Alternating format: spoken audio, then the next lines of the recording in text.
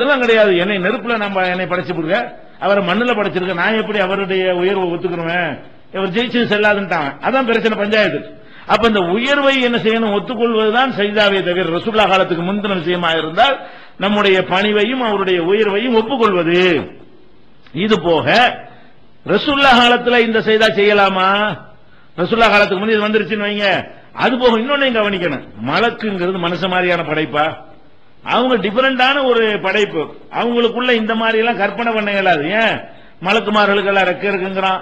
2 ரெக்க உள்ள மலக்குகள் இருக்கிறாங்க, 4 ரெக்க உள்ள மலக்குகள் இருக்கிறாங்க, அதுக்கு மேல ஒரு ரெக்க உள்ள மலக்குகள் இருக்கிறாங்க, கணக்கு வழக்கு இல்லாமல் ரெக்கை உள்ள மலக்குகள்லாம் இருக்கிறார்கள் என்று 35வது சூறாவுல 1வது வசனத்தில் எல்லாம் சொல்லி காட்டுறான். ஜாயிலுல் மலாயிகத்தி ருசுலன், வானவர்களை அல்லாஹ் தூதர்களாக அனுப்பி வைக்கிறான். மலக்குமார்களை ஒளி அஜினகத்தின், சிறகுகள் உடைய ரெக்கைகள் உடைய வானவர்களை அனுப்புகிறான். ரெக்கன்னா எத்தனை ரெக்க? மசனா 2 ரெக்க உள்ள மலக்குகள் இருக்கிறார்கள். ஒரு சுலாச 3 ரெக்க உள்ள மலக்குகள் இருக்கிறார்கள். ஒரு ரூபா 4 ரெக்கை உள்ள மலக்குகள் இருக்கிறார்கள். யஸீது ஃபில் ஹல்கி மாயஷா, அல்லாஹ் நாடினால் படைப்பதில் இன்னும் கூடவும் அது அதிகமாக்குவான். அதுக்கு மேலே இருக்குன்னு அர்த்தம். அப்ப மலக்குமார்களுக்கு ரெக்கை எப்ப இருக்குன்னு வந்துருச்சோ, கைக்கு பதிலா ரெக்கை, கைக்கு இடத்துல ரெக்கை இருக்கு. ரெக்கைனால எந்த இடத்துல இருக்குது? கைக்கு பதில் தானே. பறவைகளுக்கு ரெக்கை இருக்குன்னு தான் கை இருக்காது, கைக்கு பதிலாக என்ன இருக்கு? ரெக்கை இருக்குது. அப்ப மலக்குமார்களுடைய படைப்பே தனிங்கும் போது அது எப்படி வரலாம் படுற மாதிரி அவங்க சஜிதா செய்வாங்க? ரெக்கை தானே இருக்கு அவங்களுக்கு. 2 ரெக்கை 3 ரெக்கை 4 ரெக்கை 5 ரெக்கை ரெக்கை உள்ளவர்களா படைச்சு வச்சிருக்கிறான். அந்த படைப்புல இந்த சஜிதாவை கற்பனை செய்ய முடியாது. அவர்களுக்கே ஒரு முறையில ஒரு பணிவை காட்டினார்கள் விளங்கிக்கிறணுமே தவிர அதை எடுத்துக்கொள்ள முடியாது என்பதை ஃபர்ஸ்ட் நம்ம புரிந்து கொள்ள வேண்டும். இது இந்த ஆதாரம் கிடையாது.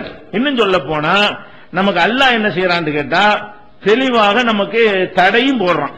என்ன தடை போடுறான்னு கேட்டா நமக்கு என்ன கட்டளை பாருங்க. ஒரு பேச்சுக்கு ஆதம் அலைஹிஸ்ஸலாம் சஜிதா செஞ்சாங்கன்னு வச்சுக்கிறோம். ஆதம் அலைஹிஸ்ஸலாத்துக்கு நீ சொல்லக்கூடிய சஜிதாவை செஞ்சாங்கன்னு வச்சுக்கிறோம்.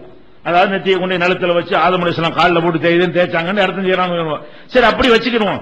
அப்படி வச்சாலும் முந்தி ஒரு காலத்தில் ஒருத்தருக்கு அனுமதிக்கப்பட்டது நமக்கு தடுக்கப்பட்டுச்சுன்னு சொன்னா நம்ம எதை பார்க்கணும்?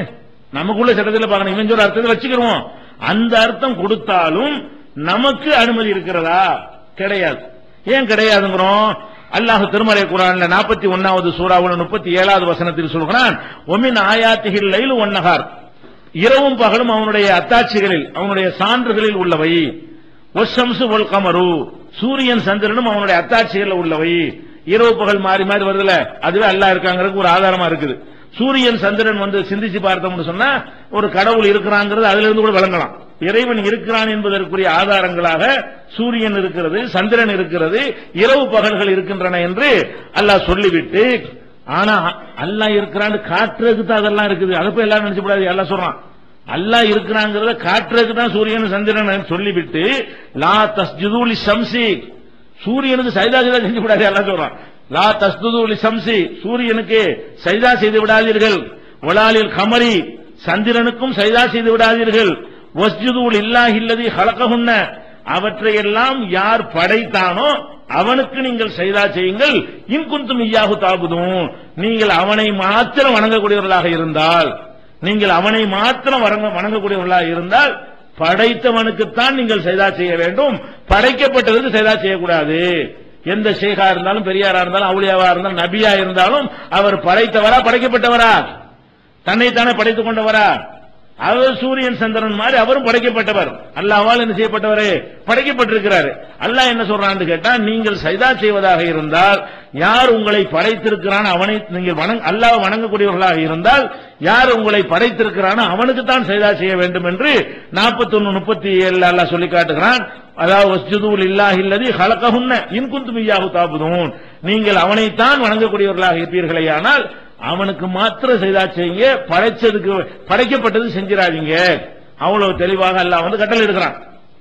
அதே மாதிரி 53வது சூறாவுல 62வது வசனத்தில் அல்லாஹ் சொல்கிறான், ஃபஸ்ஜுது லில்லாஹி வஅபுது, நீங்கள் அல்லாஹ்வுக்காக சஜிதா செய்யுங்கள், அல்லாஹ்வுக்காக வணங்குங்கள். வணக்கத்தை சஜிதாவை ஒண்ணாக்கி, எப்படி வணக்கம் என்பது அல்லாஹ்வுக்கு மட்டும் உரியது நீங்க ஒத்துக்கொள்கிறீர்களோ, சஜிதாவும் அல்லாஹ்வுக்கு மட்டும் உரியது. ரெண்டு இணைக்கிறான் அல்லாஹ்.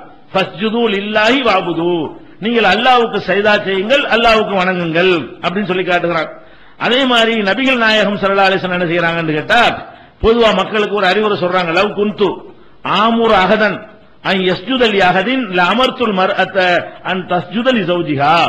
ஒரு மனிதன் இன்னொரு மனிதனுக்கு சஜிதா செய்வதை இந்த சஜிதாவுக்கு இந்த அர்த்தம். ஏன் இதெல்லாம் இஸ்லாம் வந்த பிறகு சொல்லக்கூடிய சஜிதா, இதெல்லாம் கட்டளை, சஜிதா செய்யாதீர்கள், சஜிதா செய்யுங்கள்ங்கிறதெல்லாம் நமக்கு உள்ள கட்டளைகள். இதுக்கு அந்த அர்த்தத்துக்கு போகக்கூடாது, பணிவு போகக்கூடாது. என்ன அர்த்தத்துக்கு போகணும்? இந்த நெத்தி இதெல்லாம் வச்சு செய்யறோம்ல, இது இந்த அர்த்தம். ரசூல்லா காலத்துக்கு பிந்தி உள்ள சஜிதாவுக்கெல்லாம் ரசூல்லா என்ன அர்த்தம் கொடுத்தாங்களோ அதுக்கு போயிட வேண்டியது. அப்ப ரசூல் ஸல்லல்லாஹு அலைஹி வஸல்லம் சொல்றாங்க, லவ் குன்து ஆமுர் அஹதன் அன் யஸ்ஜுத லி அஹதின், ஒரு மனிதனுக்கு இன்னொரு மனிதனை நான் சஜிதா செய்வதற்கு அனுமதிப்பதாக இருந்தால் லஅமர்துல் மர்அத அன் தஸ்ஜுத லி ஸௌஜிஹா, ஒரு பெண் அவளுடைய கணவனுக்கு சஜிதா செய்ய வேண்டும் என்று நான் கட்டளையிட்டு இருப்பேன். அதையே தடுத்திருக்கிறேன்.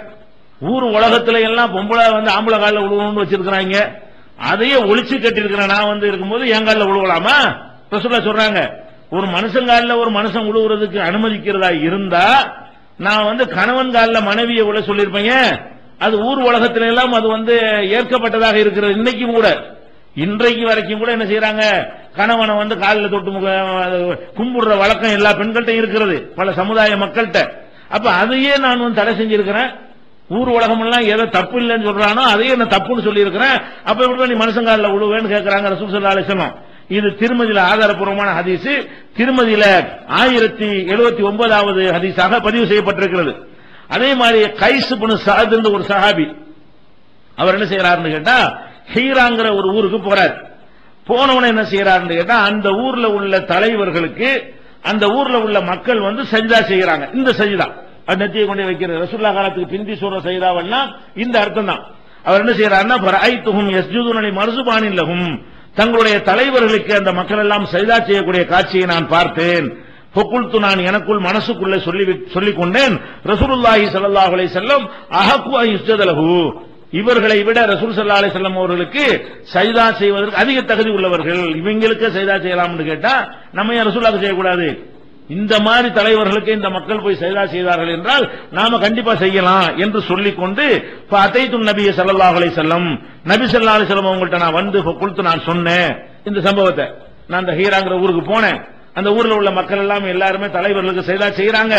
நான் மனசுக்குள்ள என்ன நினைச்சேன்னு கேட்டா, உலகத்திலே சஜிதா செய்வதற்கு நீங்க தகுதியான ஆட்கள் ஆயிடுச்சு, உங்களுக்கு செய்யலாமேன்னு சொல்லி நினைத்துக் கொண்டேன் அப்படின்னு சொல்லி சொன்னோன்ன, அப்ப ரசூலுல்லாஹ் என்ன செய்யறாங்க, ஆன்சர் பண்ணாம இவங்களுக்கு அப்படி தேவையே இல்லை இந்த இடத்துல நமக்கு பார்த்தா ரசூலுல்லாஹ் வேணும்னு வழியை நுழைக்கிறாங்க. என்னண்டு அரஐத லவ் மரர்த பி கப்ரி, நீ என்னுடைய கபரை கடந்து செல்ல நேர்ந்தால் குன்த தஸ்ஜுதுல, அதுக்கு சஜிதா செய்யான்னு கேட்கிறாங்க.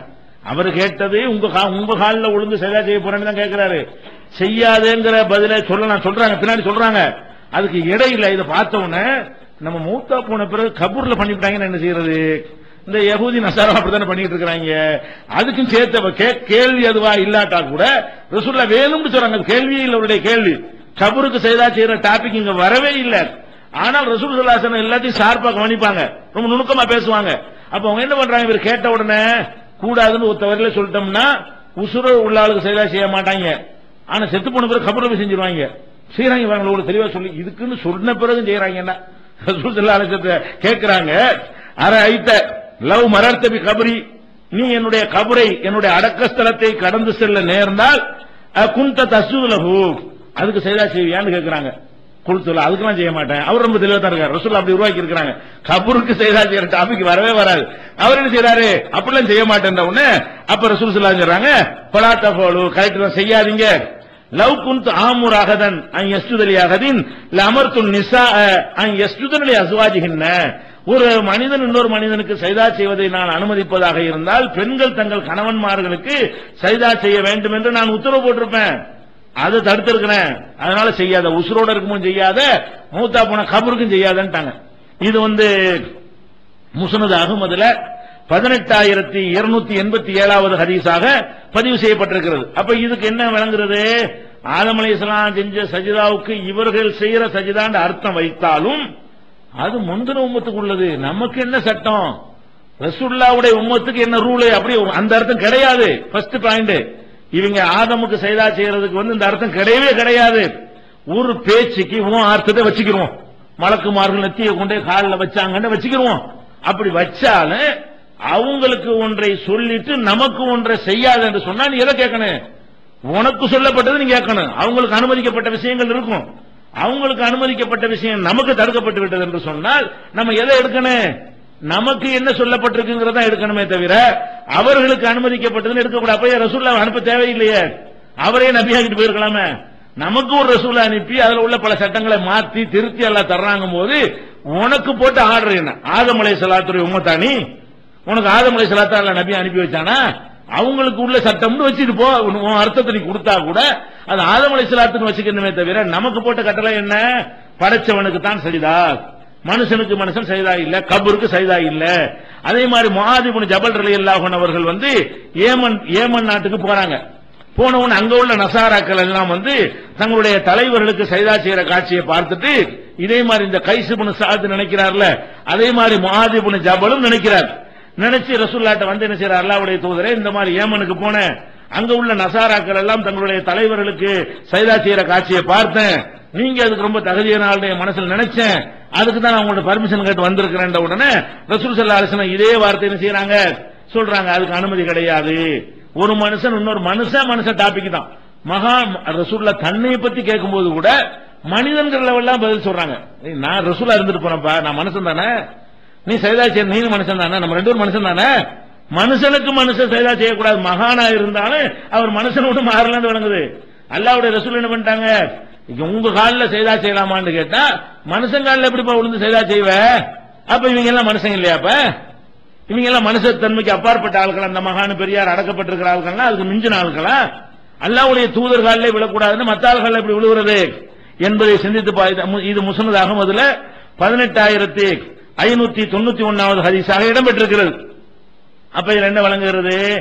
அதாவது சஜிதா வந்து நமக்கு தடுக்கப்பட்டிருக்கிறது. ரசூல் ஸல்லல்லாஹு அலைஹி வஸல்லம் உடைய உம்மத்தை பொறுத்த வரைக்கும் இந்த மாதிரி சஜிதா செய்வதற்கு உரிய வாசல் நமக்கு தடை செய்யப்பட்டிருக்கிறது என்பதை என்ன செய்யணும்? விளங்கிக் கொள்ள வேண்டும்.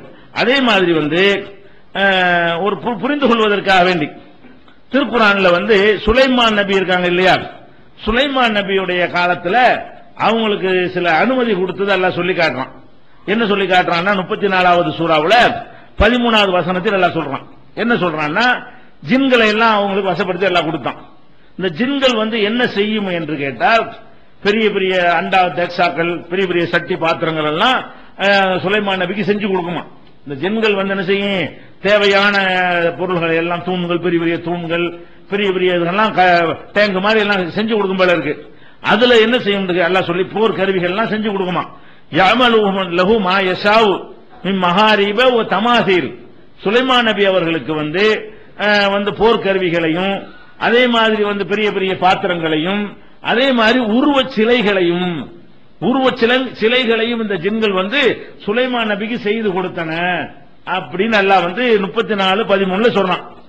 இதை ஆதாரமா வைத்துக் கொண்டு சுலைமான் நபி தானே, நபிக்கு உருவச் சிலைகளை ஜின்னு செய்து கொடுத்திருக்கா இல்லையா? அதை அவர் வாங்கியிருக்காரா இல்லையா? அப்ப நம்மளும் வீட்டுல என்ன செய்வோம்? அப்பா முத்தாப்பாக்கெல்லாம் சிலையை வச்சுக்கலாமா? அதான் வழங்குது. சிலையை வச்சுக்கிறதுக்கு நபிக்கு செஞ்ச காரணத்தினால நம்மள வச்சுக்கலான்னு புரிஞ்சு கொள்ளுவோமா? புரிஞ்சு கொள்ள மாட்டோம். ஏன் கொள்ள மாட்டோம்? இது கரெக்ட் தான். அந்த உம்மத்துக்கு தடுக்கப்படாம இருந்திருக்குது. அந்த உம்மத்து உருவங்கள் வச்சிருந்தாங்க. மார்க்க என்ன செய்யல? அது கூடாதுன்னு சொல்லல. இந்த உம்மத்துக்கு ரசூலுல்லாஹ் என்ன சொன்னாங்க? லா ததுகுலுல் மலாயிகத்து பைத்தன் பிஹி கல்புன் வலா தசாவீர். நாய்களும் உருவப்படங்களும் இருக்கிற வீடுகளுக்கு